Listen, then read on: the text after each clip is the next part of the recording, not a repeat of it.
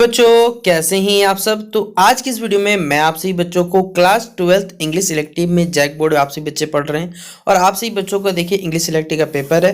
तो English selective के paper संबंधित देखिए मैं आप सभी बच्चों को यहाँ पर कुछ इंपॉर्टेंट क्वेश्चन बताने की कोशिश कर रहा हूँ। तो आप सभी बच्चे इस वीडियो को लास्ट तक देखिएगा। वीडियो पसंद आए तो वीडियो को लाइक कर दीजिएगा, चैनल पर अगर नहीं हुआ है तो चैनल सब्सक्राइब कर लीजिएगा, साथ में बेल आइकन पर क्लिक कर लीजिएगा ताकि इसी प्रकार पर हर वीडियो का नोटिफिकेशन आपको मिलता रहे।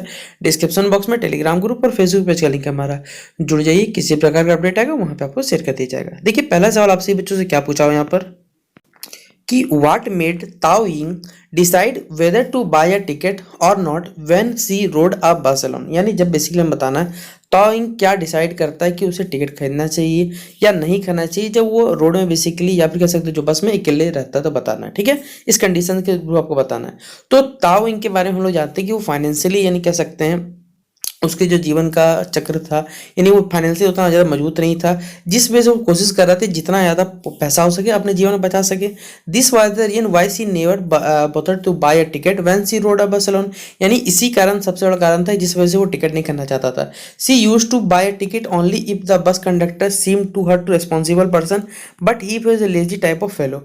वो basically she used to buy a ticket, वो टिकट इसलिए करना चाहता था ताकि जो कंडक्टर बेसिकली उसे रिस्पॉन्सिबल पर्सन समझे, बाकी और ऐसा कोई कारण था। She would never mind of paying for a ticket, she used to consider it to be her a little saving and mild punishment for the conductor of the bus. देखिए वो basically ticket नहीं करना चाहता क्योंकि वो उससे कुछ saving भी करना चाहता था और साथ ही साथ ये इसके लिए कह सकते जो कंडक्टर था, कंडक्टर बहुत टाइप का लेजी था, मतलब आलसी टाइप का था, तो उसके लिए एक पनिशमेंट के रूप में ये काम कर सकता था। यही देखिए इस सवाल के थ्रू यहाँ पर आप सभी बच्चों को बताया हुआ है कि what made Taoying decide whether to buy a ticket और not when she rode a bus alone. ठीक है, अगला हमारे पास who was the woman that doctor Margolin suddenly encountered at the wedding. यानी वो महिला कौन थी जिसे डॉक्टर मार्गोलिन थे शादी के वक्त जब वो गए थे तब किससे सामने सामने फेस टू फेस मीटअप हो गया था, या एनकाउंटेड इसे कहा जा सकता है। ठीक है, तो after dancing with a man in a frantic way doctor Margolin tore himself loose and stood apart.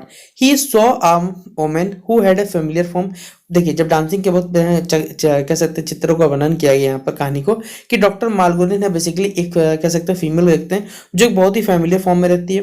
He felt, उन्हें महसूस होता है कि शायद वो उसे जानते हैं। जैसे अचानक आप पार्टी में या फिर कहीं जाते होंगे तो आपको लगता है कि हाँ शायद हमने कहीं देखा है, तो वो पीछे मुड़ते हैं। ही स्टूड टोटली कंफ्यूज, लेकिन वो टोटली कंफ्यूज हो जाते हैं। He had non her that narrow face, उनके चेहरे उसका जो कह सकते हैं जो नैरो फेस है उसे देख के लगता है कुछ नीली, कह सकते हैं उनके जो डार्क आइज देख के लगती है और जो उनकी गिरवी से स्माइल होती है उसे देख के लगता है कि शायद उन्हें कहीं देखा या फिर कहीं जाना है। She too appeared surprised, they started talking, it came out of the inquiries about each other that the woman was Rachel. यानी इंक्वायरी करने के बाद बेसिकली पता चलता है कि वो जो औरत थी उसका नाम क्या था, रेजल था। डॉक्टर मालवीन टीनेजर, डॉक्टर मालवीन जो कह सकते हैं जब युवा थे या फिर किशोर थे यानी टीनेज का जो लव था वो थी, क्या नाम था उनका, रेजल था। It was given out to that she had married another woman man and was later on sorted. यानी जब जानकारी निकाल किया तब पता चलता है कि उन्होंने क्या किया था, जो बेसिकली रेजल का बताया जा रहा है कि उसने क्या किया था, दूसरे अलग पुरुष से शादी कर लिया था, लेकिन वो शॉर्ट डेड हो चुका था, यानी उसकी मृत्यु हो चुकी थी बेसिकली।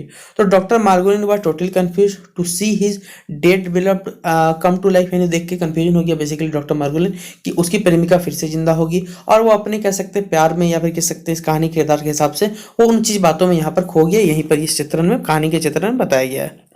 अगला सवाल देखिए आपसे बच्चों के लिए कि what kind of life had Harry lived after he left home. यानी हैरी की जिंदगी बतानी है, जब वो अपना घर छोड़ देता है वो किस प्रकार जिंदगी जीता है। To in answer to basic question के अनुसार Harry himself saying that he was a wondrous life, वो इधर उधर भटकते रहने वाला, एक कह सकते हैं रहने वाला जीवन व्यतीत कर रहा था। He had visited the gold country in Mexico, उसने मेक्सिको जो गोल्ड कंट्री से विजिट किया था, देखा था।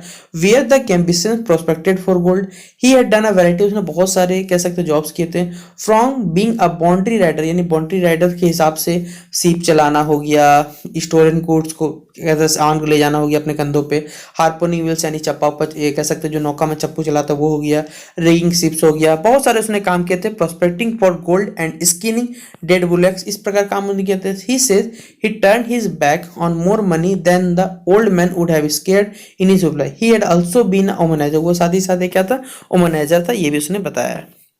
अगला सवाल देखिए यहाँ आप सभी बच्चों को बताया हुआ है कि which art form is film making closest to. Film making जो है वो किससे ज्यादा क्लोजेस्ट है, ये बताना किस आर्ट फॉर्म से, और क्या रीजन है देखिए इस सिमिलरिटी का, ये भी आपको बताना है। तो ऑथर के अनुसार देखिए म्यूजिक जो है सबसे ज़्यादा एसेंशियल है फिल्म मेकिंग के लिए।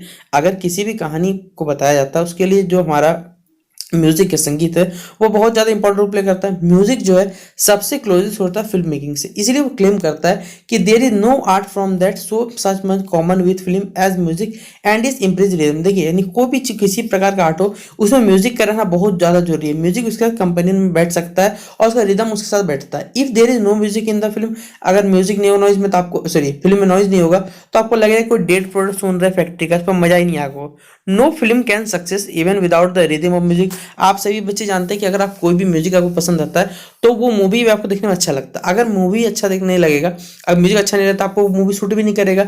तो म्यूजिक हमारे बॉडी डायरेक्टली इफेक्ट करता है, ये बात यहाँ बताई जा रही है। तो the author recalls that he has always been, जो ऑथर हमारा वो क्या म्यूजिक लवर है बचपन से ही।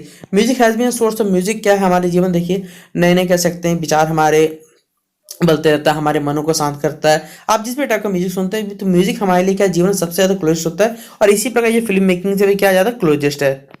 फिर अगला सवाल पूछा गया कि how does Prakriti mother's react when she hears of Prakriti is encountered with the monk. यानी देखिए आपको बताना है कि जो प्रकृति की माता जी है, ठीक है, उनका क्या रिएक्शन था, क्या रिएक्ट करती है जब प्रकृति क्या होता है, प्रकृति के मॉन्क से क्या होता है, भेंट हो जाता है या तो एनकाउंटर हो जाता है। एनकाउंटर मतलब यहाँ किसी मारना नहीं होता है, किसी से सामने कह सकते हैं फेस टू फेस मीटअप जिसे कहा जाता है। तो व्हेन प्रकृति गोज टू फेच वाटर, पानी लाने के लिए जब गई, he encounters a monk who says to her give me some water, यानी उससे मांग रही थी कि आप मुझे कुछ पानी दे दिए। Prakriti returns and tells her mother about her meeting with, Prakriti क्या करती है अपनी माता जी को बताती है कि हम एक मॉन्क से मिले थे, एक मॉन्क बता कह सकते हैं भिक्षुक से मिला गया था। She tells her mother that she is greatly impressed with the monk because of philosophy of indiscrimination. जो प्रकृति थी वो बताती है अपनी माता जी को कि उसके जो इनडिस्क्रिमिनेशन यानी जो भेदभाव नहीं होता है, ऐसे भेदभाव की जो फिलोसफी है उसके आधार पे जो नहीं भेदभाव होता है उसकी फिलोसफी तो बहुत ज़्यादा इंप्रेस्ड हुई। See clearly admit that she had fallen in love, फिर वो कहती है कि शायद वो उनके प्यार में पड़ चुकी है। She becomes crazy to offer himself to the monk hearing this his mother. अगर ये सब किसी की माता सुनी को पिछली बात है तो उनको लगेगा कि बहुत क्या बात है हो रही है, तो इसलिए वो उसकी माता जी एंग्री हो जाती है और उसे डांटने लगती है। Her motherly clearly tells her that it is not wise for her to develop relationship with the monk. ये एक कोई बुद्धिमानी वाला काम नहीं कि आप उससे रिलेशनशिप बनाए, इस प्रकार बातें बताई जा रही है। She tells that they belong to a lower caste of Chandals, ते बताया जा रहा है उसका कि जो मॉन्क है बेसिकली वो किसी लोअर कास्ट चंडाल से बिलोंग करता है। Their caste does not get any honour, उनके कारण का कोई ऑनर नहीं, कोई दर्जा नहीं, इस प्रकार बताया जा रहा है। और एक डिस्कार्डेड कास्ट है। Her mother wants that if she continues to develop the relationship with the monk she will have to pay a heavy price for it, इसके लिए बोला जा रहा है उसे बहुत ज्यादा दंड चुकाना पड़े, इस पर बताया गया। सी एडवाइस प्रकृति तो भूल जाओ मॉन्क को, इस प्रकार जैसे आप मोस्टली आप लव स्टोरी सुनते भूल जाओ वरना मैं ये करूंगा वो करूंगा, वही बातें यहाँ पर देखिए रिपीट की जा रही है। ठीक है, तो आप इसे अपने कॉपी में अच्छे से नोट डाउन कर लीजिएगा। अगला सवाल है हमारे पास कि what was the daily routine of the tiger in the forest. Tiger daily routine forest में क्या था, when he was in the company of Hermite, Hermite के कंपनी में वो क्या करते रहता था। तो ऑल डे लॉन्ग या फिर कैसा all day along the tiger lay across the entrance of shelter while the hermit sat with his eyes just studying prayer.